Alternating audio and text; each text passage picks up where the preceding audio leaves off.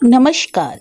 मैं सुनीता कथा मंथन में आप सबका स्वागत करती हूँ। कथा मंथन में आज सुनिए मनु भंडारी जी की कहानी आकाश के आईने में। मनु भंडारी जी की कहानी और उपन्यास आपको हमारी प्लेलिस्ट से मिल जाएंगे और ब्लॉग से भी मिल जाएगा। एड्रेस आपको डिस्क्रिप्शन बॉक्स के साथ आई बटन में भी मिल जाएगा। तो शुरू करते हैं कहानी आकाश के आईने में। लेखिका मनु भंडारी। कभी मित्र लोग जब तीसरे सदस्य का मजाक करते तो जाने कि उसका मन एक अव्यक्त से बोझ से दबने लगता। इस बात को वह महज मजाक में नहीं ले पाता, पर इस समय उसके मन में सामने बैठी लेखा पर जाने कैसा प्यार उमड़ने लगा। कितनी कमजोर हो गई है बेचारी, कितना परिश्रम किया है। शिप्रा के स्कूल की बात सुनकर मुझे कितनी खुशी हो रही है, मैं बता नहीं सकती। क्यों ना हम लोग आज ही उसके यहाँ चले। प्लेट में नाश्ता लगाकर दिनेश की ओर बढ़ाते हुए लेखा ने कहा, चलो, हिम्मत वाली लड़की निकली, आखिर स्कूल खोल ही लिया। मुझे तो आज भी वह दिन याद है जब हेमेंद्र से अलग होकर वह बीनू की गोद में सिर रखकर फूट फूट कर रोई थी। जाने क्यों उस दिन लगा था कि बस अब यह जिंदगी भर यूं ही रोती बिलखती रहेगी, पर कितनी जल्दी संभाल लिया उसने अपने आप को। मैं अंदर आ जाऊं लेखा जी? पर्दा हटाकर चमकते दांतों की एक झलक मारते हुए सुषमा ने पूछा। अरे आओ आओ, लेखा ने बिना कुर्सी से उठे ही स्वागत किया। खिड़की के सामने के कमरे की ओर झांकते हुए दिनेश ने पूछा, क्या बात है, आज महिम अभी तक नहीं लौटा क्या? महिम सामने के कमरे में ही रहता है। इधर जब जब सुषमा उससे मिलने आई है तो उससे मिलकर ही चली गई है, दिनेश के पास नहीं आई। उसी की उल्हाना दिनेश ने दिया तो सुषमा चेप गई। वाह, आप तो ऐसे कह रहे हैं जैसे उनके रहने पर मैं आपके पास आती ही नहीं। लेखा ने जरा छेड़ने के लहजे में कहा, आती तो नहीं है आजकल, पर खैर तुझे दोष नहीं देंगे, यह उम्र ही ऐसी होती है। फिर नए प्याले में चाय डालते हुए पूछा, और सुना, घर की क्या खबर है? घर की? और सुषमा 2 मिनट को चुप हो गई। फिर मेज पर ही नजरें टिकाए बोली, हमने अपनी शादी की तारीख तय कर ली है और मैंने कल घर में भी सबको बता दिया है। ओ, यह बात है? तब तो मुबारक हो सुषमा। लो, इस खुशी में मैं मिठाई की जगह 1 चम्मच चीनी ही खा लेता हूँ। और हंसते हुए दिनेश ने सचमुच ही 1 चम्मच चीनी फाँक ली। घर वाले मान गए अब तो? लेखा ने सुषमा के चेहरे पर छाई हल्की सी उदासी को लक्ष्य करके पूछा। कल से ही घर में कोहराम मचा हुआ है। पिताजी गुस्से से बावले हुए घूम रहे हैं और अम्मा ने तो रो रो कर सारा घर सिर पर उठा लिया। अरे, वह सब तो ठीक हो जाएगा, शुरू में सब ऐसे ही करते हैं। खाली प्याला दिनेश ने लेखा के सामने सरका दिया। हाँ हाँ, ठीक तो हो ही जाएगा, पर इस समय घर वाले भी साथ देते तो। बरबस ही आंखों में आए आंसुओं को पीते हुए सुषमा ने कहा, पिछले 3 साल से मैं केवल घर वालों के लिए ही मर खप रही हूँ। नौकरी के साथ 2-2 ट्यूशन करके मैंने घर का सारा खर्च चलाया। अब पिंकी ने बीए कर लिया तो अपनी बात सोचना शुरू किया, पर इन लोगों से इतना भी नहीं होता कि मेरी हंसी खुशी में साथ दे।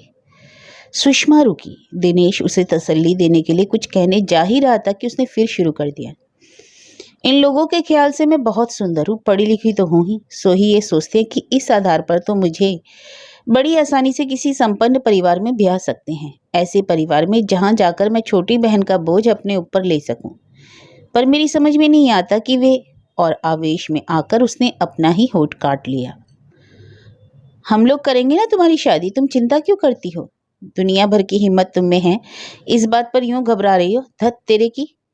दिनेश ने सारी बात को कुछ ऐसे हल्के ढंग से उड़ा दिया मानो कोई बात ही नहीं। लेखा, आज तो तुम मिठाई मंगवाओ इसी खुशी में। कौन सी तारीख तय की? लेखा ने नौकर को रुपए देते हुए पूछा। 23 अप्रैल। बस अब तो 10 दिन बाकी रह गए, कुछ ले जाते हुए सुषमा बोली। महिम ने हमें नहीं बताया, यूं तो रोज ही घंटों बैठकर गप्पे मारेगा और इतनी जरूरी बात पी गया। दिनेश ने एक बार फिर बाहर की ओर झांका। सामने महिम के कमरे में अभी भी ताला लटक रहा था। अभी तक लौटे ही नहीं हजरत। मिठाई की प्लेट सुषमा की तरफ बढ़ाते हुए दिनेश ने कहा, कल शिप्रा के स्कूल का उद्घाटन है, वहीं बैठकर तुम्हारी शादी की व्यवस्था भी कर देंगे। लो, इसी बात पर मिठाई खाओ।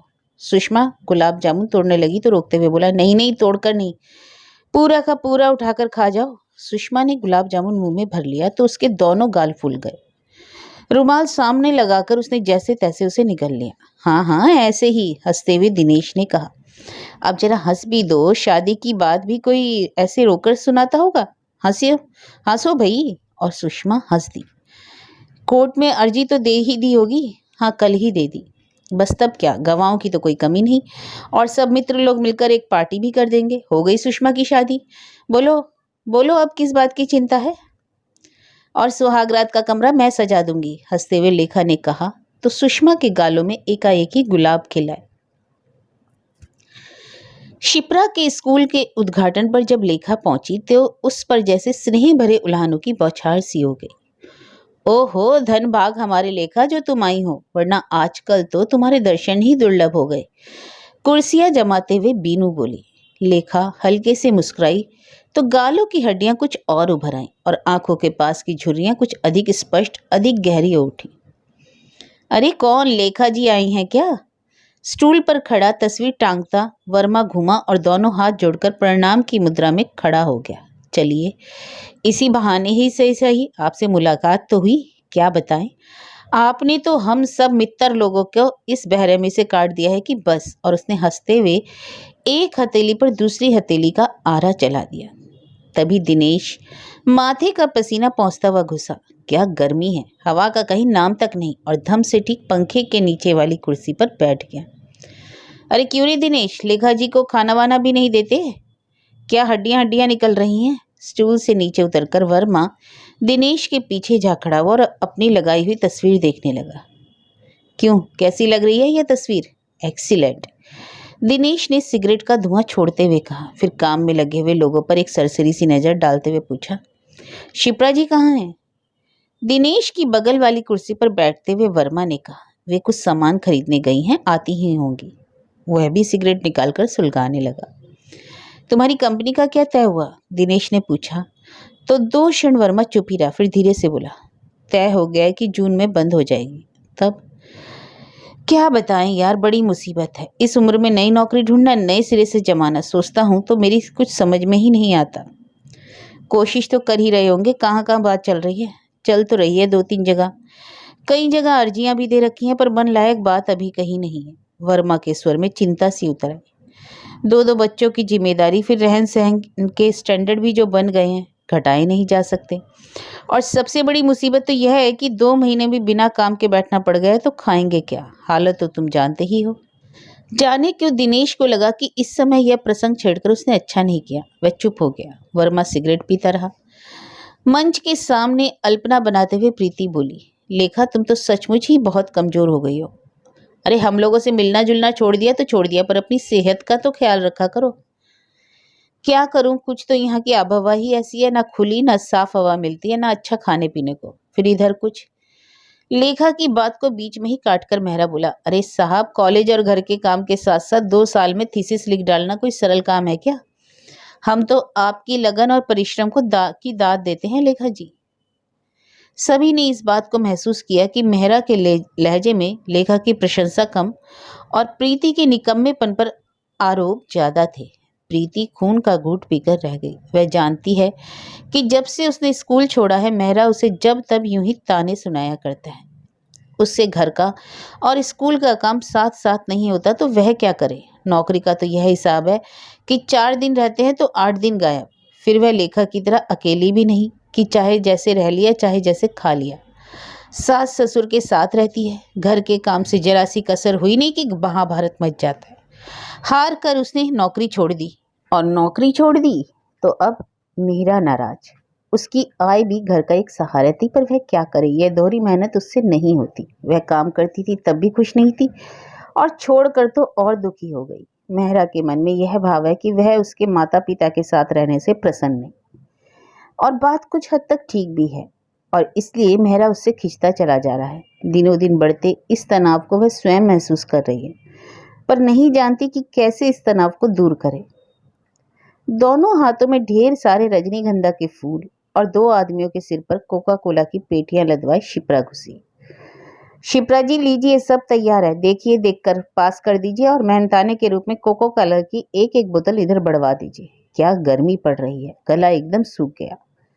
वर्मा ने फरमाइश की तो शिप्रा हंसी। उसने पेटियों में से बोतलें निकालकर एक एक के हाथ में थमाना शुरू किया और बोली, मैं तो आप लोगों के भरोसे एकदम ही निश्चिंत हूँ वर्मा भाई। और फिर सरसरी सी नजर सारे हॉल पर डाली। सारा हॉल जगमगा रहा था। शिप्रा का अपना मुख भी जैसे चमकने लगा। तभी उसकी नजर कोने पर बैठी लेखा पर पड़ी। अरे तू आ गई लेखा, तुझसे तो मुझे बहुत लड़ाई करनी है कि बस। और आगे बढ़कर हाथ के सारे फूल उसकी गोदी में पटक कर बोली, ले चल, लगा फूल सब जगह। लेखा फूल लेकर उठी तो शिप्रा उसी कुर्सी पर बैठ गई। दिनेश ने हंसते हंसते कहा, शिप्रा जी, कल मुझे तो आप फोन कर इस कदर डांट रही थी, अब लड़िए ना लेखा से। शिप्रा कुछ कहती उसके पहले ही लेखा बोल पड़ी, 1 महीने बाद तेरे स्कूल की ड्यूटी बजाया करूंगी शिप्रा, बस 1 महीने और रुक जा। 1 महीने बाद यह घुलती काया रह भी जाएगी? मुझे तो इसी में संदेह है, क्या सूरत बना रखी है? एक टक लेखा की ओर देखते हुए शिप्रा बोली। दिनेश ने देखा, लेखा के गालों और गले की हड्डियां बेहद उभर आई हैं। नहीं, अब ऐसा नहीं चलेगा। बातचीत के सारे प्रसंग को अपने पर से हटाने के उद्देश्य से लेखा ने सबको संबोधित करते हुए कहा, आप लोगों को पता है सुषमा और महिम इसी 23 तारीख को शादी कर रहे हैं? सच? तारीख तय कर ली? गुड। वर्मा ने कोको कोला की बोतल से घूंट सिप करके बोतल की को एक और सरकाते हुए कहा, बात तो उससे कल ही हुई थी, आज के प्रोग्राम में उसका गाना जो है, पर कल तो उसने कुछ नहीं बताया, अभी तक वह आई भी नहीं। और शिप्रा ने घड़ी देखी, खैर अभी तो समय है, घर वाले उसकी शादी नहीं कर रहे, सो यह पुण्य कार्य भी हम लोगों को ही करना है। मैंने उससे कह दिया कि तू निश्चिंत रह, हम लोग तेरी शादी कर देंगे, पार्टी के लिए चंदा कर लेंगे, बस और करना ही क्या है। कांग्रेचुलेशन शिप्रा जी, चिल्लाते हुए माथुर और मीना ने प्रवेश किया। आओ माथुर आओ, यार तुम बड़े उस्ताद हो, काम के समय तुम्हारा कहीं पता ही नहीं चलता, बस मेहमान की तरह चले आ रहे हैं। देखते ही वर्मा चिल्लाया, शागिर्दों को भेज तो दिया था पहले ही काम करने के लिए, देखो सब काम हो गया ना। और पंखे के नीचे वाली कुर्सी पर बैठकर रुमाल से पसीना पोंछने लगा तो वर्मा ने पीठ पर धौल जमाते हुए कहा, इन्हें पसीना आ रहा है? काम धाम तो कुछ किया नहीं और पसीना सुखा रहे हैं। शिप्रा जी, कोई आदमी भेजिए हारमोनियम उतारने के लिए। बाहर से ही चिल्लाती हुई सुषमा घुसी। उसने हल्के गुलाबी रंग की साड़ी और उसी रंग का ब्लाउज पहन रखा था। बड़ी पिंकी पिंकी बनकर आई है, सुना है तो बड़ी जल्दी मिठाई खिला रही है। अकेली कैसे है? महिम को कहाँ छोड़ आई? बिना एक भी प्रश्न का उत्तर दिए सुषमा नौकर को लेकर बाहर चली गई। आज तो इसका चेहरा बदला हुआ है, कल आई थी तब तो बात बात पर जैसे आंखें भर भर आ रही थी। लगता है गाने की एक कड़ी गुनगुनाती सुषमा घुसी तो दिनेश के अधूरे वाक्य पर विराम लग गया। शिप्रा जी, यदि आप अनुमति दें तो 1 घंटे को जरा घुमाएं, प्रोग्राम शुरू होने के ठीक आधे घंटे पहले पहुंच जाएंगे। यहाँ बैठे बैठे तो दम घुटा जा रहा है। दिनेश ने पूछा, अरे बाहर की हालात तो और भी बदतर है, या कम से कम पंखे तो है, टैक्सी के लिए इंतजार करने में मेरी तो जान ही निकल गई। आज तो बला की गर्मी है, हवा एकदम बंद है। सुषमा के ललाट पर पसीने की बूंदें एक दूसरे से मिलकर धारा के रूप में बहने लगी। पंखे पंखे, 24 घंटे पंखों के नीचे रहते रहते मेरा तो सिर भन्ना जाता है। दिनेश शायद सबसे अधिक कष्ट पा रहा था। अरे कलकत्ता की यही तो विशेषता है। और सुषमा एकाएक ऊंचे स्वर में गा उठी और सभी उसके स्वर में मिलकर गाना गाने लगे। सारा हॉल संगीत से गूंज उठा और सारी घुटन और बेचैनी स्वर लहरियों पर थिरक थिरक कर इधर उधर बिखरने लगी। उद्घाटन समारोह समाप्त होने पर लेखा लौटी तो बेहद थक गई थी। बिना कपड़े बदले वह ज्यों की त्यों पलंग पर जा पड़ी। दिनेश उसके सिरहाने बैठकर 2 क्षण तक उसके क्लांत चेहरे को देखता रहा। पसीने से सारा पाउडर पुछ चुका था और एक अजीब सी चिपचिपाहट चेहरे पर छाई हुई थी। बड़े स्नेह से लेखा के सिर को सहलाते हुए दिनेश ने कहा, लेखा आज तो मुझे एकाएक ही लग रहा है कि तुम बहुत कमजोर हो गई हो। देखो तो हड्डी हड्डी निकल आई, पिछले 6-7 महीने के परिश्रम ने तुम्हें तोड़ दिया है। सोचता हूँ तुम कुछ दिनों को बाहर चली जाओ। लेखा धीमे से मुस्कुराई। दिनेश को याद आया मुस्कुराती लेखा कभी कितनी आकर्षक लगती थी। और अब 1 मई से तुम्हारा कॉलेज बंद हो रहा है, बस उसी दिन चली जाओ, मैं भी छुट्टी के लिए अप्लाई कर देता हूँ, जैसे ही छुट्टी मंजूर होगी आ जाऊंगा। पागल हो गए हो? आज सबने कह दिया तो तुम्हें बस। अरे ये क्या कह दिया? मुझे क्या दिखाई नहीं देता? और एक बार दिनेश ने लेखा की आंखों के पास पड़े गड्ढों को छूकर देखा, चेहरे पर पड़ी हुई झुर्रियों को महसूस करके देखा। सोचता हूँ ना हो तो तुम कुछ दिनों के लिए घर चली जाओ, अम्मा को बड़ी खुशी होगी। और वहाँ की आबहवा ही ऐसी है कि एक बार मुर्दा भी जी उठे। छुट्टी मंजूर होते ही मैं भी पहुंच जाऊंगा। कुछ समय सबके साथ रहकर फिर हो सका तो हम लोग थोड़े दिनों के लिए कहीं पहाड़ पर चले जाएंगे। अब थोड़ा सा काम बचा है, इसे कर लेने दो ना। नहीं नहीं, अब मैं कुछ नहीं सुनूंगा। अब ऐसा क्या काम है जिसके लिए यहाँ रहना जरूरी है? टाइप किए हुए चैप्टर वहां बैठकर भी रिवाइज किए जा सकते हैं। मैं कल ही बाबूजी को लिख दूंगा, सुरेश और रमेश को भी लिख दूंगा। तुम्हारी सारी व्यवस्था कर देंगे वे लोग। 1 तारीख को तुम्हें जाना है। गाड़ी जब प्लेटफॉर्म पर पहुंची तो सूरज डूब चुका था। सारे आसमान पर सोने में घुली सिंदूरी पुत रही थी और वातावरण में सुनहरी आभा छाई हुई थी। लेखा ने खिड़की से सिर निकाल कर देखा। उसकी उत्सुक आंखें रमेश और सुरेश को खोज रही थी। रेंगती गाड़ी, 8-10 अजनबी चेहरे, 2-4 कुली, प्लेटफॉर्म की मामूली सी चहल पहल। गाड़ी ठहरने के बाद भी लेखा कुछ देर तक खिड़की में से झांक कर देखती रही, पर किसी भी परिचित को ना दिखकर उसने स्वयं कुली को बुलाकर सामान उतरवाया। लेखा को लिए हुए तांगा चरमर चरमर करता खेत खलियानों से गुजर रहा था। ऊपर दूर दूर तक फैला नीला चमकीला आसमान और नीले हरे भरे मैदान, पेड़ों के झुरमुट, छोटे छोटे पोखर और पोखरों में नहाते नंग धड़ंग बच्चे। कहीं ट्राम, बस, हल्ला गुल्ला, शोर शराबा नहीं। उसे गरियाहाट चौराहे की याद आई। गति गति गति, वहां की अविराम गति को देखकर लेखा को कभी कभी चक्कर सा आने लगता था। उसने फिर चारों ओर देखा। मन को डुबा देने वाली शांति और क्लांत थके दिमाग को सहला देने वाले दृश्य, अमलताश और गुलमोहर के पेड़ों की फूलों से लदी टहनियां तांगे की छत को छू छू कर लेखा की अगवानी कर रहे थे। अरे चाची आ गई, चाची आ गई के शोर में ही लेखा घुसी। सिर पर पल्ला ओढ़ते हुए उसने अम्मा और भाभी के पैर छुए। बहू, तुम्हारा तो उतार कोई 2 बजे मिला, पर ना घर में सुरेश था ना रमेश। मैं तो इन निगोड़ों के मारे ऐसी परेशान हूं कि क्या बताऊं। साड़ी के पल्ले से ही हाथ पहुंचती ही गौरा रसोई से निकली। नमस्ते भाभी। लेखा ने बड़े दुलार से गौरा की पीठ पर हाथ फेरा, पर उसे लगा जैसे गौरा पहले से कहीं बहुत बदल गई है। चेहरे पर ना वह चमक है ना कांति, रूखे बिखरे केश, बटमैली सी साड़ी और कांतिहीन चेहरा। तुम्हें तकलीफ तो नहीं हुई बहू? तुम्हारे बाबूजी सुनेंगे तो दोनों की हड्डी पसली एक कर देंगे। नहीं अम्मा, तकलीफ कैसी, सीधा तो रास्ता है। यही तो तुम पढ़ी लिखियों का आराम है। हम जैसे तो वहीं टसवे बहाने लगे। लल्ला बिट्टू ने मिलकर सामान भीतर रख दिया। गौरा ने चूल्हे पर से दाल उतारकर चाय का पानी चढ़ा दिया। लेखा सबके स्वागत और स्नेह को सिर आंखों पर झेलती आंगन में बिछी खाट पर बैठ गई। आंगन के किनारे किनारे पेड़ लगे थे और उनकी टहनियां हिल हिलकर पंखा झल रही थी। गर्मी या उमस का कहीं नाम तक नहीं था। भैया की छुट्टी कब तक मंजूर होगी बहू? अम्मा ने पूछा। दरखास्त तो दे दी अम्मा, देखिए कब मिलती हैं। और तुमने ये हड्डी हड्डी क्यों निकाल रखी है? 2 जनों का तुम्हारा परिवार, ऐसा क्या काम रहता है तुम्हें भला जो यूं बुढ़ापा आ गया? देखो तो क्या सूरत बना रखी है। काम तो कुछ नहीं, पर वहां की आबहवा ही कुछ ऐसी है अम्मा की। तभी तो हम कह रहे हैं भाई की यहीं रहो। बात को बीच में ही काट कर अम्मा बोलती। क्या फायदा तुम्हारी कमाई का? यहाँ जो रूखा सूखा मिले सो ही खाओ। दोनों जने कमाते हैं और सूरत तो देखो, जैसे 6 महीने से रोटी नहीं मिली है। भैया को देखो तो वे आधे रह गए। यहाँ का पानी भी दूध की तरह गुणकारी है। लेखा केवल मुस्कुराई, पर जरा दूर बरामदे में बैठी तरकारी काटती हुई भाभी बोली, कलकत्ता के सैर सपाटे छोड़कर कौन इन घन चक्कर में फंसेगा? यहाँ तो हमारे ही खोटे भाग है जो रात दिन कोल्हू के बैल की तरह पीले रहते हैं। भाभी के स्वर की तलखी और आक्रोश से लेखा अवाक रह गई। उसने बड़े झिझकते हुए अम्मा के चेहरे की ओर देखा। तभी आंगन का पिछला दरवाजा खुलकर अपनी साल भर के लड़के को गोदी में लटकाए हुए चाची ने प्रवेश किया। आ गई क्या बहू? लेखा ने चट से उठकर चाची के पैर छुए, पर घर के और लोगों के चेहरों पर आए उपेक्षा भाव ने स्पष्ट कर दिया कि उनका आना वहां किसी को अच्छा नहीं लगा। आइए बैठिए चाची जी।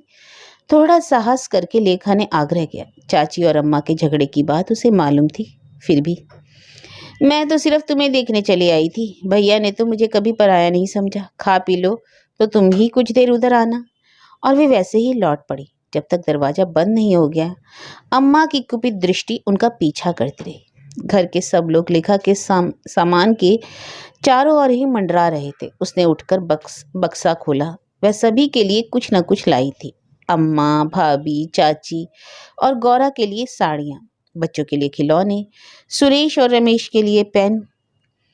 चाची वाली साड़ी अम्मा ने अपनी ओर सरका कर कहा, कोई जरूरत नहीं है उसे देने की, पहले ही मेरा तो सारा घर खाए बैठी है चुड़ैल, मुकदमेबाजी कर रही है हम पर उस तहसीलदार के साथ मिलकर। ऐसे लक्षण है तभी तो छोड़ रखा है कसम ने। मैं तो कहूँ हूँ लाख रुपए के हैं लाला जी, पर चुड़ैल ने उनकी जिंदगी हराम कर दी। हार कर उनने भी दूसरी कर ली। इतने पर भी चैन थोड़ी है निगोड़ी को, यहाँ बैठी बैठी मूंग दल रही है। अरे भाभी आप, आंखों में विस्मय और होठों पर हंसी लपेटे सुरेश ने घर में घुसते हुए कहा, ना कोई खबर ना सूचना। तुम घर पर रहो तो तुम्हें खबर भी मिले। अम्मा बिगड़ी और हाथ नचाते हुए बोली, मैं पूछूं हूँ कि घर वालों ने तुम्हारा कर्जा खाया है कि जो दोनों जून रोटियों के मिस मसूलने आज चले आते हो। सवेरे के निकले निकले लाट साहब अब चले जा रहे हैं। भाभी के सामने यूं छोटे बच्चों की तरह झिड़का जाना सुरेश को कुछ असहनीय लसा जान पड़ा। चिल्लाकर बोला, कॉलेज गया था और क्या, मुझे क्या मालूम था कि भाभी आ रही है। 7 बजे तक कॉलेज में बैठा था। अरे पढ़ी लिखी नहीं हूं तो क्या निरा उल्लू ही समझ रखा है। साड़ियों को बगल में दबाकर उठती हुई अम्मा बोली, लाइब्रेरी गया था, इस घर में पढ़ने को कहीं जगह भी हो जो जाऊं। सारे दिन तो किचकिच मची रहती है। महल चिना लो अपने लिए, लाड साहबी बने जा रहे हैं। बड़बड़ाती अम्मा भीतर चली गई।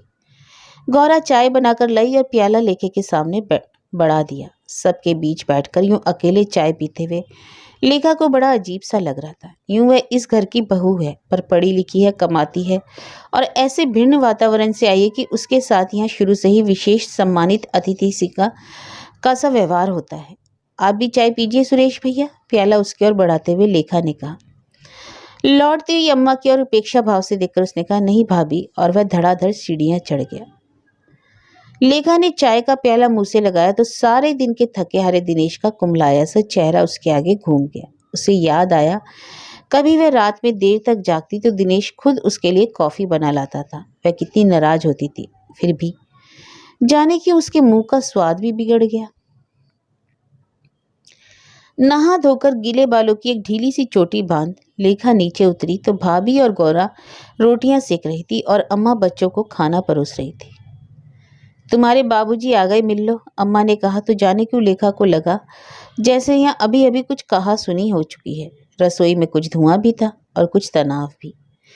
लेखा ने चुपचाप जाकर पैर छुए और आशीर्वाद का सहरा उड़ती हुई फिर रसोई में लौट आई। आप उठिए भाभी, मैं रोटी बेल देती हूँ। अरे रहने दो बाबा, 2 दिन आराम करके आदत नहीं बिगाड़नी। तुम बाहर हवा में बैठो, तुम्हें तो आदत भी नहीं होगी। लेखा से जवाब देते नहीं बना। उसने गौरा से कहा, तुम उठो गौरा। नहीं भाभी, धुएं से जलती आंखों को आंचल से रगड़ते हुए गौरा ने कहा। भाभी की इनकारी में जितनी तिक्तता थी, गौरा की इनकारी में उतनी ही नम्रता। खाना पीना समाप्त हुआ तो लेखा छत पर चली गई। ऊपर के कमरे में ही उसका सामान रखवाया गया था। सुरेश और रमेश वहीं पड़ते तो थे। छत की मुंडेर पर खड़े होकर उसने देखा, चारों ओर खुले मैदान फैले पड़े हैं। दूर दूर बने हुए मकानों की मंद मंद बत्तियां टिमटिमा रही हैं। ऊपर स्वच्छ नीले आकाश में तारे झिलमिला रहे हैं। गुलमोहर की टहनियां छत की मुंडेर को ढकती हुई छत पर आ गई थी। चारों ओर फूल और पत्तियां बिखरी पड़ी थी। ठंडी महकती बयार हौले हौले चल रही थी। धुएं से घुटा हुआ कलकत्ता याद आया, जहाँ छत नहीं, ऐसे खुले मैदान नहीं, ऐसी प्यारी हवा नहीं, तारों की ऐसी जगमगाती दिवाली नहीं। वह आकर खाट पर लेट गई तो पेड़ों की डालियां उसे हवा झलने लगी। उसकी आंखों के आगे दिनेश उभर आया। कमरे में फुल स्पीड पंखे के नीचे भी पसीने से भीगा बेचैनी से करवटें बदलता छटपटाता। सवेरे 4 बजे ही लेखा की नींद खुल गई। पिछले कई दिनों से वह नियमित रूप से 4 बजे उठ रही है। आज उसे पढ़ना नहीं था और कोई काम भी नहीं था, फिर भी नींद खुल गई। वह उठी। उसके बिस्तर पर पत्तियां और फूल की पंखुड़ियां झरी पड़ी थी। थोड़े ही दूर गौरा, सुरेश, रमेश, लल्ला, बिट्टू सोए हुए थे, निश्चिंत बेखबर। वह खाट से नीचे उतरी। मुंडेर पर अमलताश और गुलमोहर के फूल इठला रहे थे। भोर के हल्के फीके प्रकाश में उनका रंग बड़ा चटकीला लग रहा था। लेखा ने फूलों को छुआ। अजीब सी पुलक से उसका रोम रोम भर गया। अपने कमरे में वह बहुत फूल लगाती है, पर पेड़ों पर लगे फूलों को यूं बाहों में भरने का आनंद उसके लिए नया था। चिड़ियों के कलरव से धरती आसमान को ओर छोर मिल गए और आसमान का कोना सिंदूरिया आभा से दीप्त हो उठा। मैदानों में खिले रंग बिरंगे जंगली फूलों में चटकीलापन आने लगा और चारों ओर एक नई स्फूर्ति का आभास मिलने लगा। मन में एक विचित्र सी पुलक और ताजगी लिए लेखा नीचे उतर आई। दोपहर को के सारे कामों से छुट्टी पाकर अम्मा ऊपर आकर लेखा के पास ही बैठ गई। बहू, बड़ी के लक्षण तो तुम देख ही रही हो, उठते बैठते कोसती रहती है। उसे तो घर के हम सब जहर लगे हैं। हमें तो भाई उससे अब कोई उम्मीद नहीं है। अब तो तुम ही इस घर की ढर्रे पर लगाओ तो लगे। हम तो हार गए भैया। अम्मा के स्वर में व्यथा और निराशा उभर आई और उनका स्वर टूट गया। गौरा का ब्याह करना है। हम तो बहुत कहते थे कि इसे इतना मत पढ़ाओ लिखाओ, कहीं नौकरी वोकरी तो करवानी नहीं है इससे। फिर एकाएक रुकी। शायद ख्याल आया कि लेखा भी तो नौकरी करती है। बात संभालती हूँ बोली, सब तो तुम्हारी जैसी नहीं होती ना। फिर कलकत्ता की तो बात ही और है। कुछ करो, कोई कहने सुनने वाला नहीं, पर यहाँ तो 50 बातें देखनी पड़ती हैं। बड़ी को छठा दर्जा पास कराकर ब्याह दिया तो आज घर बार लेकर सुखी है, पर इसके लिए तो एमए लड़का चाहिए कि नहीं। अब तुम ही बताओ कहाँ से लाऊं। तुम्हारे पिताजी में तो अब दर दर ठोकरे खाने का दमखम रहा नहीं। लड़के को दुकान से फुर्सत नहीं। यूं भी उन दोनों का हम पर तो सदा कोपी बरसता रहता है। अब तुम्हारे आदमी ने तरक्की नहीं की तो हम क्या करें। रहे सुरेश रमेश, सो उनकी तो बात ही नहीं आ रही है। पढ़ते लिखते क्या है, हम पर एहसान करते हैं। ये भले इनकी किताबें भली, घर वाले इनकी बला से मरे चाहे जिए। यूं भी अम्मा वे बेचारे इस विषय में क्या कर सकते हैं। अभी तो उनकी उम्र पढ़ने लिखने की ही तो है। अरे सबकी अपनी अपनी उम्रें होती हैं। हम तो लड़की कौन पार लगाएगा। तुम लोग यूं ही घर से कट छट कर रहते हो। बिरादरी के 4 आदमियों को तुम तो नहीं जानते हो। मैं तो भैया चिंता के मारे दिन रात भूली जाती हूँ। लेखा समझ ही नहीं पा रही थी कि वह क्या जवाब दे। वह अपने को ही अपराधी महसूस करने लगी। अब आजकल एक नई धुन सवार हुई है। कहती है मैं तो नौकरी करूंगी। इसी जुलाई में स्कूल में कोई जगह खाली होने वाली है, तो सारा रात दिन यही रट लगा रखी है कि पढ़ाऊंगी। अब तुम ही बताओ, छोटी सी जगह में वह नौकरी करेगी तो अच्छा लगेगा। क्या हर्ज है अम्मा, समय भी तो अच्छा बीतेगा और कुछ मदद भी हो जाएगी। माफ करो बाबा, हमें न चाहिए ऐसी मदद। हाथ नचाते हुए अम्मा भड़क पड़ी। जवान लड़की, एक बार पैर घर से बाहर पड़ गया तो फिर बाहर को ही होकर रहेगी। आज और चाहे कुछ हो, कम से कम अपनी इज्जत तो ओढ़े बैठे हैं। अब तो लगता है मुंह दिखाने लायक भी नहीं रहेंगे। तुम कलकत्ता की बात छोड़ो। अरे मैं कहती हूँ इस बार भैया आए तो इसका कहीं जुगाड़ बिठा दो। लेखा को अचानक ही मीना की याद आ गई, जो अपनी 16 साल की लड़की से जब तक कहती रहती है, देख रही थी, तू अपनी शादी अपने आप तय कर लेना। इस भरोसे में रहना ही मत कि हम तेरे लिए लड़का ढूंढते फिरेंगे। बस खबर कर देना तो धूमधाम से शादी कर देंगे। और वहां सबको इस बात का अंदेशा हो गया कि अवश्य रीति किसी दिन कोई गलत काम कर बैठेगी। फिर भी बड़ी सशंकित सी नजर चारों ओर डालकर और कुछ पास सरक कर अम्मा ने धीरे से कहा, अब तुमसे क्या छिपाऊं बहू। तुम्हारे पिताजी के पास वह पाठक जी का लौंडा आया करे है ना कभी कभी। मैं सोचती थी आता होगा यूं ही। मुझे क्या पता यहाँ कोई अलग ही खिचड़ी पक रही है। आज किताबें आ रही हैं तो कल कुछ। फिर स्वर को और धीमा करके बिल्कुल फुसफुसाते हुए बोली, चिट्ठी भी पकड़ी एक तो दो। और अम्मा अपनी बात की प्रतिक्रिया जानने के लिए लेखा के चेहरे की ओर बड़े गौर से देखने लगी। इतनी बात सुनकर भी लेखा का यूं निर्विकार भाव से बैठे रहना उन्हें अच्छा नहीं लगा। आगे कुछ कहने का उत्साह जैसे जाता रहा। सारी बात को समाप्त करने के लहजे में बोली, क्या करे, कुछ समझ में ही नहीं आता। यह तो समझ लो बात तुम्हारी चाची और बड़ी तक नहीं पहुंची, नहीं तो सारे गांव में हंगामा मच जाता। अम्मा का गला भर्रा गया। शाम को पिताजी ने आते ही खबर दी कि बड़की की लल्ली की शादी पक्की हो गई। सप्तमी को लगन जा रही है। कहाँ हुई, लड़का कौन है? अम्मा ने उत्सुकता से पूछा। चंदौसी के कॉलेज में प्रोफेसर है, घर वर सभी अच्छा है। यह भी किस्मत की बात है। लो, लल्ली तो 10वीं पास है। अरे भाई करने वाले चाहिए। बिरादरी में अच्छे लड़कों का कोई टोटा थोड़ा ही है। चलो अच्छा है, लल्ली भी अपनी ही है। पर अपनेपन की भावना के बावजूद अम्मा के कलेजे से गहरा निश्वास फूट पड़ा। भात की तैयारी करो, भात की तैयारी। कमीज उतारकर खूंटी पर टांगते हुए पिताजी बोले, इन्होंने तो चट मंगनी पट ब्याह कर दिया, पर अब हम कैसे इतनी जल्दी तैयारी करें। पहला ही मौका है, कसर रह गई तो भद पड़ेगी या नहीं। पिताजी सीधी सी बात भी करते हैं तो लेखा को लगता है जैसे वे शिकायत कर रहे हैं। उनके स्वर और लहजे में कुछ ऐसा ही है। जो शिकायत का आभास देता रहता है। कभी कभी तो लेखा को यह भी लगने लगता है जैसे यह शिकायत दिनेश और उसके प्रति है, जो घर से कटकर रहते हैं। रात लेखा जब छत पर पहुंची तो देखा गौरा अकेली लेटी सूनी आंखों से आसमान को निहार रही है। लेखा को देखते ही गौरा उठ बैठी। आइए भाभी, लेटी रहो गौरा, सारे दिन काम करते करते थक भी तो जाती हूँ। लेखा का मन हुआ गौरा का सिर सहलाए, उसे खूब खूब प्यार करे, पर गौरा लेटी नहीं। 2 साल में कितनी बदल गई है गौरा, चेहरा कितना फीका पड़ गया है। और सुनाओ, क्या खबर है? तुमसे तो कुछ बात ही नहीं हुई। सब ठीक है, तबे गले से गौरा ने कहा, और फीकी सी मुस्कुराहट उसके होठों पर फैल गई, पर स्वर की व्यथा लेखा से छिपी नहीं थी। वह समझ ही नहीं पा रही थी कि गौरा से कहे क्या। उसे लगा जैसे गौरा उसे कहना चाह रही है पर कह नहीं पा रही है। कहना तो वह बहुत कुछ चाह रही थी, बहुत कुछ वह गौरा से पूछना चाहती है, पर पूछ नहीं पाती। हवा में हिलती हुई पेड़ों की टहनियां ही छत की निस्तब्धता को तोड़ रही हैं। लेखा पाठक जी के लड़के के बारे में पूछना चाहती है, पर केवल इतना ही कहकर रह जाती है। यहाँ तो गर्मी का नाम भी नहीं। और उसे एकाएक ही दिनेश की याद आने लगी। ऐसी खुली छतों के लिए कितना तड़पता है दिनेश। लेखा ने चारों ओर देखा, हल्की सी चांदनी बिखरी थी और चटक नीले आसमान पर तारे चमक रहे थे। तभी अचानक बड़ी तेज दुर्गंध का झोंका आया और धीरे धीरे बदबू हवा में फैलने लगी। साड़ी का पल्ला नाक पर लगाते हुए लेखा ने कहा, अरे ये बदबू किधर से आ रही है? पीछे की तरफ एक पोखरा है बड़ा सा, उसके पानी में दुनिया भर का कूड़ा करकट सड़ा करता है, और जब हवा इधर की बहती है तो दुर्गंध आती है। पहले तो इतनी सड़ी बदबू आती थी कि मुझे कै हो जाया करती थी, अब तो आदत हो गई।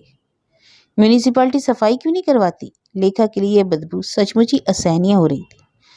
क्या पता, और दोनों चुप हो गई। पर 2 क्षण बाद जैसे अपनी सारी शक्ति बटोरकर गौरा एकाएक पूछ बैठी, भाभी भाभी मुझे कलकत्ता में नौकरी नहीं मिल सकती क्या?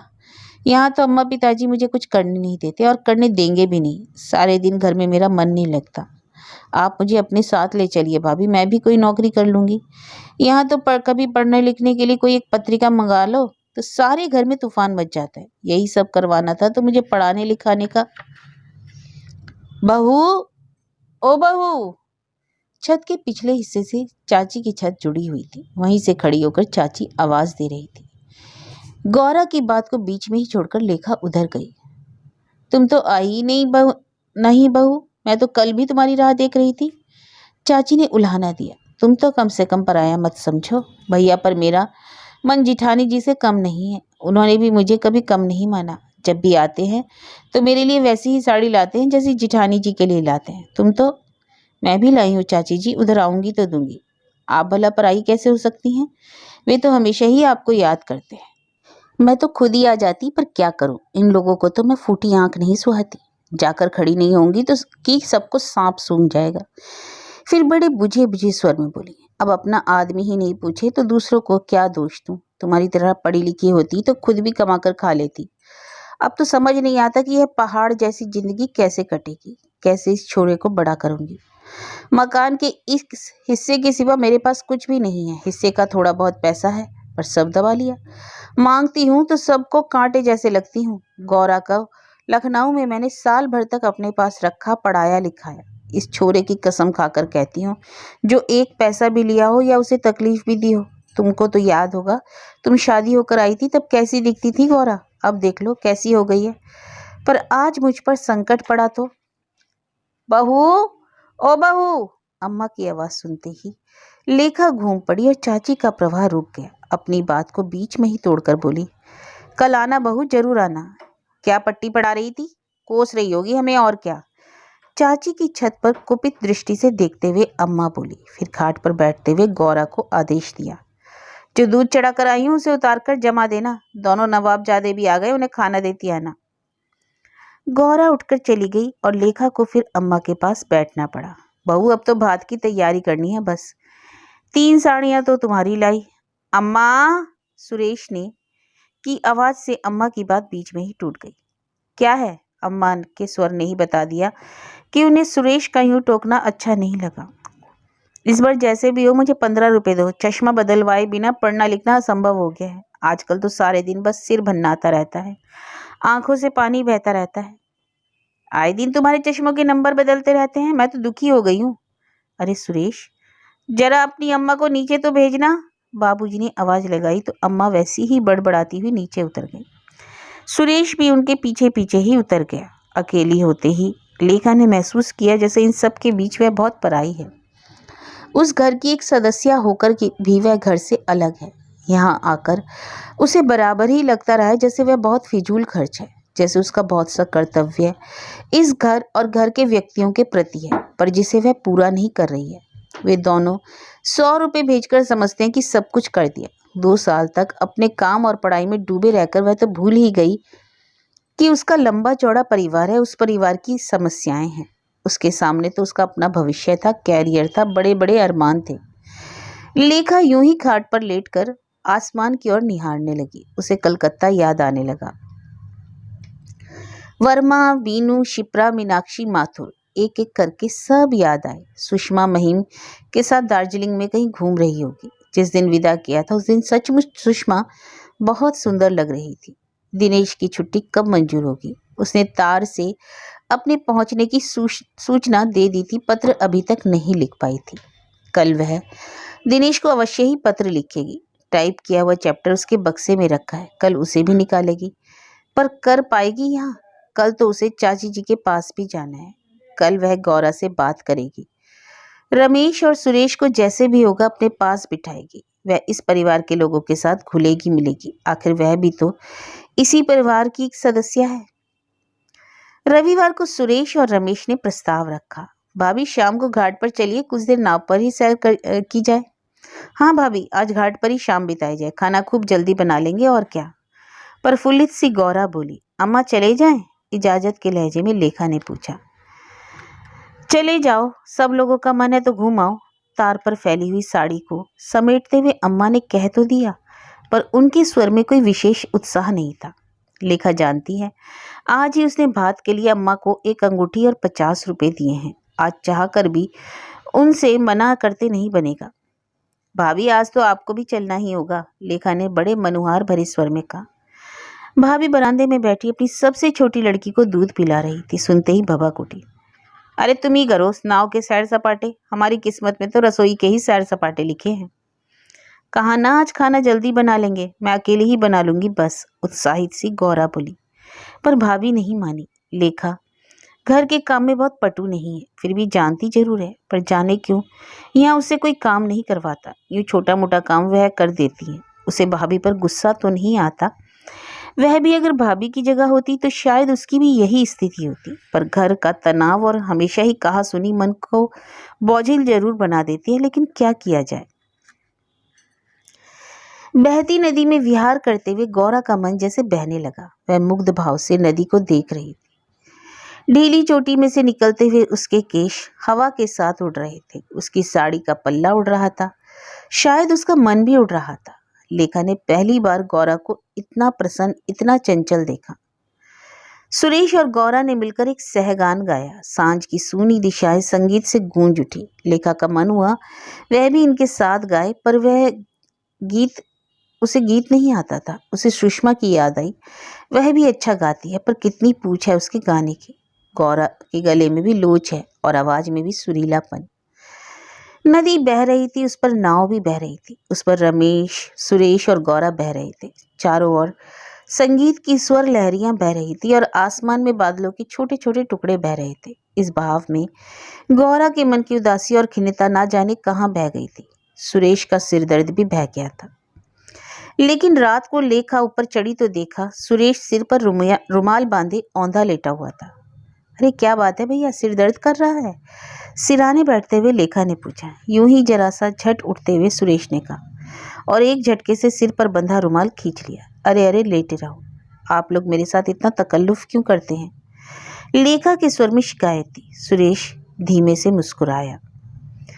चश्मे का नंबर बढ़ गया है, इसलिए यूं तो आजकल सारे दिन ही सिर दर्द करता रहता है, पर जरा सा पढ़ लूं तो दर्द बहुत बढ़ जाता है। अम्मा रुपए देगी, तब तक तो यूं ही चलाना पड़ेगा। सुरेश दूसरी ओर देखने लगा। लेखा जानती है, अम्मा ने रुपए भात की तैयारी में लगा दिए हैं। लेखा के पास जो भी कुछ था वह भी उसने अम्मा को दे दिया। भाभी, यदि मैं कलकत्ता आ जाऊं तो कुछ ऐसा प्रबंध नहीं हो सकता कि कुछ काम भी मिल जाए और पढ़ाई भी चलती रहे? वहाँ तो रात के कॉलेज हैं, उसी में पढ़ लिया करूँगा। मैं आप लोगों पर बोझ नहीं बनूंगा। सुरेश के स्वर की मायूसी लेखा को कचोट गई। बोझ? लेखा ने महसूस किया कि इन तमाम बच्चों के दिलों में अभी से यह बात कितने गहरे बैठ गई है कि ये बोझ है। अभी इन लोगों की उम्र ही क्या है। गौरा भी तो उसके साथ साथ जाना चाहती है। गौरा से फिर बात नहीं हो पाई। अम्मा उसे किसी के पास बैठने ही नहीं देती। वह जानना चाहती है क्या सचमुच गौरा पाठक जी के लड़के से। भाभी बोलो ना, ऐसा नहीं हो सकता। सुरेश उसके उत्तर की प्रतीक्षा कर रहा था। हो क्यों नहीं सकता, पर यह तो तुम्हारा फाइनल ईयर है। अगले साल आना, सभी इंतजाम हो जाएगा। और यूं छुट्टियों में एक बार आओ, कुछ घूमना फिरना भी हो जाएगा। छुट्टियों में? सुरेश चुप हो गया। लेखा को लगा छुट्टियों वाली बात उसे नहीं करनी चाहिए। कलकत्ता तक आने जाने का किराया। बहू, ओ बहू, सो गई क्या? छत पर चढ़ते हुए अम्मा ने कहा। लेखा ने सिर से पल्ला खींचते हुए कहा, नहीं अम्मा, और वह खाट पर से उठ खड़ी हुई। सुरेश दोनों हाथों में सिर छिपाकर फिर औंधा लेट गया। अम्मा लेखा की खाट पर बैठ गई और कमर से साड़ी का खुसा हुआ पल्ला निकाल कर बोली, आज तुम लोग घाट पर गए थे तो मैं भी एक काम कराई। और फिर एक मोटे से धागे में बंधी हुई एक छोटी सी पोटली लेखा के हाथ में देते हुए बोली, कल सोमवार है, नहा धोकर इसे बांध लेना। यह क्या है अम्मा? आश्चर्य से पोटली को उंगलियों में नचाते हुए लेखा ने पूछा। अब ज्यादा पूछताछ तो करो मत, बांध लेना। अम्मा बड़े गदगद स्वर में बोली, भाई तुम लोग चाहे सोचो ना सोचो, हम लोग तो इस चिंता में भी घुले जाते हैं। तुम्हारे ब्याह को 4-4 साल होने आए और घर में बाल गोपाल तक नहीं। भरी जवानी में कोक रुझ जाए, यह भी कोई बात ही भला। लज्जित, अपमानित, अवाक सी लेखा अम्मा का मुंह ही देखती रह गई। क्या कह रही है अम्मा? अरे यहाँ एक पीर है, नीम के नीचे बैठते हैं, सो उन्हें सब नीम तले का पीर कहते हैं। ऐसा तावीज देते हैं कि बस आज तक उनका तावीज अकारत नहीं गया। लोग दूर दूर से आते हैं। 5 रुपए और 1 गज लाल कपड़ा, सो तुम्हारा घर आबाद हो। 5 रुपए तो बहुत तेरे आ जाएंगे। लेखा ने बाहों में मुंह छिपाए दर्द से छटपटाते सुरेश की ओर देखा। उसका मन शोक से भर गया। आज भाग जाने वाला है। अम्मा ने बिरादरी में बुलावा फिरवाया है। सवेरे से ही घर में धमा चौकड़ी मची हुई थी। भात सजाकर रख दिया गया। 11 जोड़ी कपड़े और 4 तोला सोना रखा है। कुछ नगद रुपए भी हैं। लेखा आश्चर्य कर रही है कि इतना सब अम्मा ने कहाँ से कर लिया। पर अम्मा बहुत खुश है। शाम को औरतें देखने आएंगी, भात की सराहना होगी, गीत गवेंगे, बताशे बटेंगे। बड़ी भाभी कई बार रो चुकी है। चाची ने कई बार झांक झांक कर देख लिया है। वे शायद बराबर उम्मीद कर रही हैं कि उन्हें भी इस अवसर पर बुलाया ही जाएगा। चौके का सारा काम जल्दी जल्दी समाप्त करके गौरा लेखा के पास आई। बड़े सकुचाते हुए बोली, भाभी कोई अच्छी साड़ी दीजिए पहनने के लिए।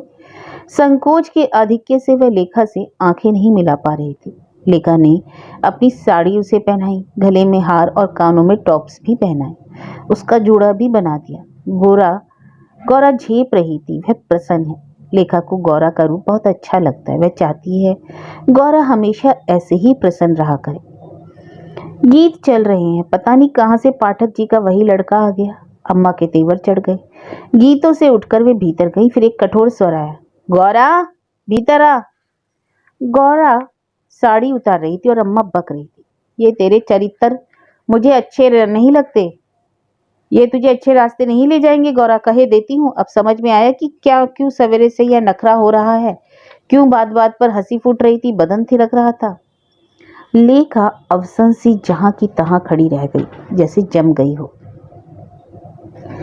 गीत गाकर बताशे लेकर औरतें चली गई। भात का सामान लेकर बड़े भैया चले गए। खुशी का मौका था, फिर भी एक अजीब सी मायूसी, एक खामोश सी उदासी सारे घर में छा गई। रात को लेखा, सुरेश और रमेश सब चुप चुप अपनी अपनी खाट पर जा लेटे। सुरेश सिर पर रुमाल बांधे वैसे ही औंधा लेटा है। गौरा दोनों बाहों में आंखें मूंदे चित लेटी है। वह शायद रो रही है। पास वाली छत पर रात के सन्नाटे में चाची का बड़बड़ाना स्पष्ट सुनाई दे रहा है। आज इतनी औरतों को बुलाया और उन्हें नहीं बुलाया। वे अपनी बेसहारा पहाड़ से जिंदगी और फूल से बच्चों को कोस रही है। भाभी ने अपना दिन भर का गुस्सा अकारण ही बच्चों पर निकाल डाला और वे पिटकर इतना रोए कि हमेशा चुप रहने वाले पिताजी को भी डांटना पड़ा। और फिर भाभी रोई। उन्होंने अपनी किस्मत को कोसा, अपने बच्चों को कोसा। अब शायद वे लोग सो गए हैं। नीचे से किसी की आवाज नहीं आ रही है। लेखा ने करवट बदली। उसने सोचा वह कल दिनेश को लिखेगी कि वह जल्दी से जल्दी आने की कोशिश करे, और एकाएक ही दिनेश की याद आने लगी। गहरे नीले आसमान के तारे अभी भी वैसे ही झिलमिला रहे थे, पर इस बार लेखा को लगा जैसे एक आईना चूर चूर होकर बिखर गया है।